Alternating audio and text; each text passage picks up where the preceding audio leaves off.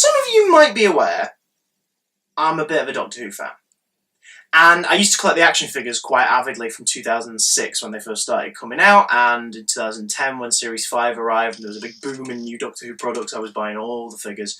And I can't help myself, it's just what I'm like. Now, in recent years, character options have lowered the amount of stuff that they've been putting out. There's a collector's line that occasionally releases a figure, usually in Forbidden Planet or Toys R Us, somewhere like that. Things like Missy, the 12th Doctor, 10th Doctor in Tuxedo.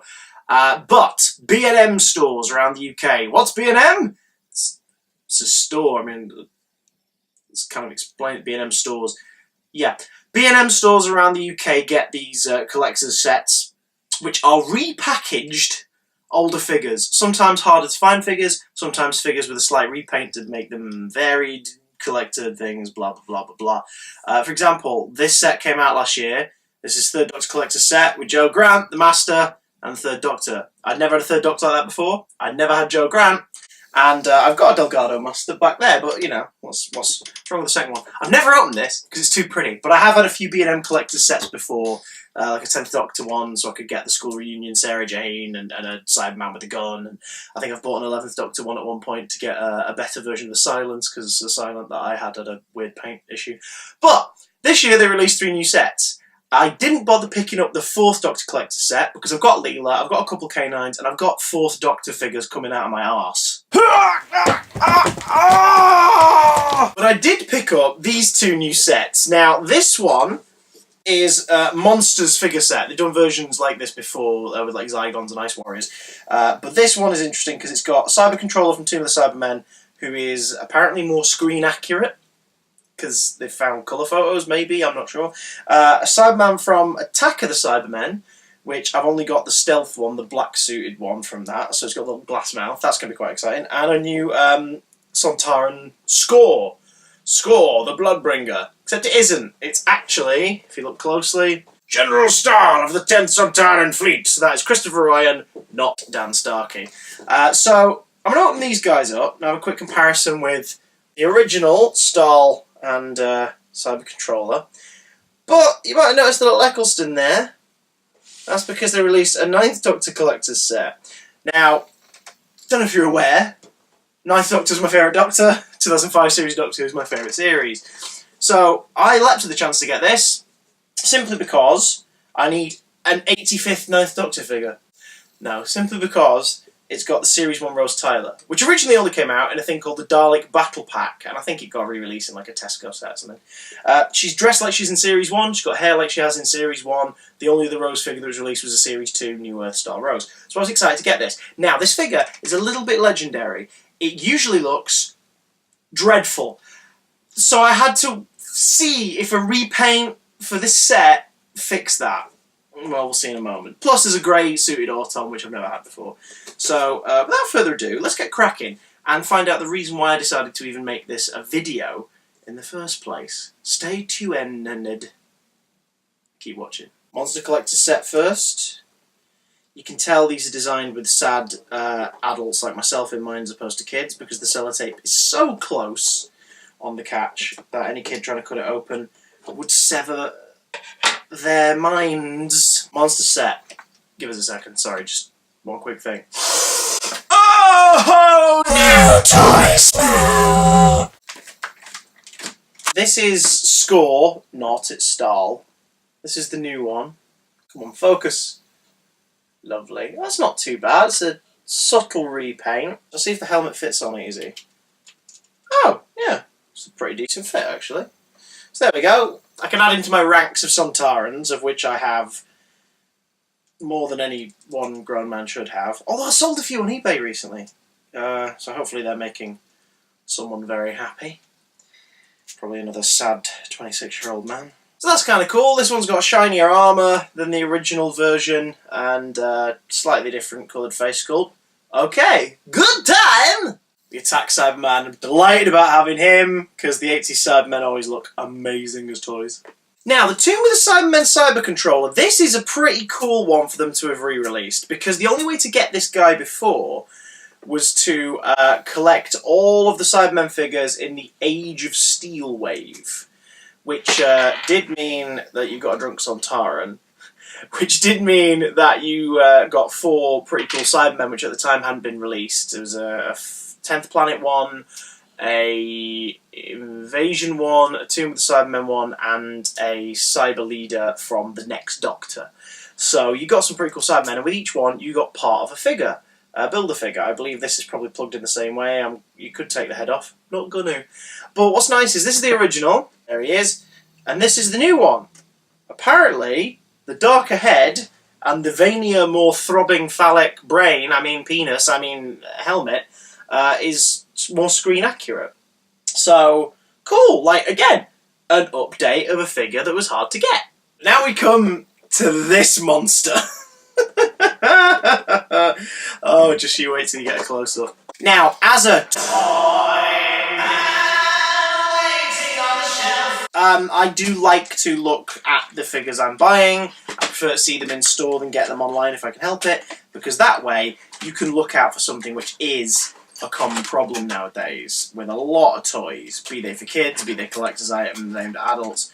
Quality control is so lax. Like, a series of figures will come out and they'll be amazing and people will go nuts for them and they'll do really well, and then they'll make more really quickly and the quality will slip.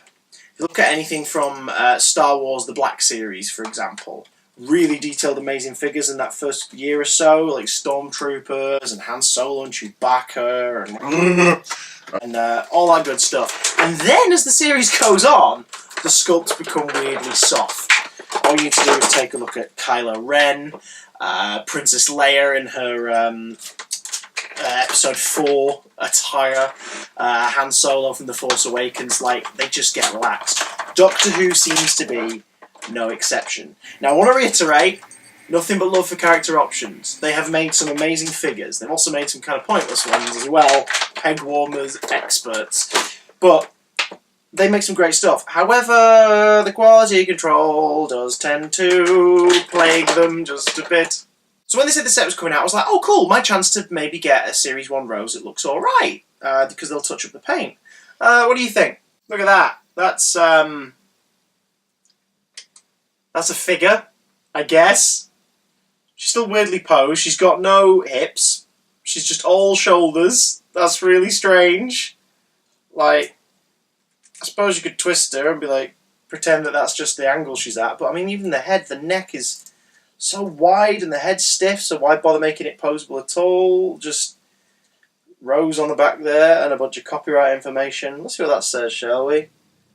Licensed 2004, so it is based on the original Dalek Battle Pack release. That is not great, but I'll happily put it in like a Series 1 little display. I'll have my 2005 TARDIS and my 9th Doctor and this creepy little Rose, so that's not too bad. Here's where the quality control issue comes in. Now, to reiterate, this is a 9th Doctor release from, I think this one's from the original 13 Doctors set, maybe? So, a later 9th Doctor. But it's alright, isn't it? Relatively okay-ish likeness of Christopher Eccleston. Right down to the little mole on his cheek. Jacket is sort of more of a black. This one's gone for a more worn jacket, but also... Look at the face on this. What is going on there? His features aren't even sharp enough for the camera to autofocus on. Look at that. It won't even... Come on, he's here. He's over here. Focus on him. It doesn't register his existence. This is horrific. What's with his face? What's going on there? He's got lips painted over his sculpted lips that don't match the sculpted lips. So here's the original. Here's the new one. Much more natural colour on the face. Drag act. That is a drag act version of the same toy. The basic point of this video is, I've wasted some money on these toys. Now, the basic point of this video is simply quality control in this stuff is kind of hilarious. So it's always worth checking before you buy. Specifically when it comes to Doctor Who merch. Now, next year, we'll hopefully see, as Character Options has renewed the license for Doctor Who merch, next year we'll hopefully see a resurgence in Doctor Who merch, like the toys being brought out in the right time frame, like as soon as episodes have gone out, toys of the monsters coming out. We'll hopefully be getting a fantastic, fingers crossed, 13th Doctor figure, because it'd be cool to obviously add Jodie Whittaker to the scale of these action figures. That would be amazing. But please, character options, I adore you so much.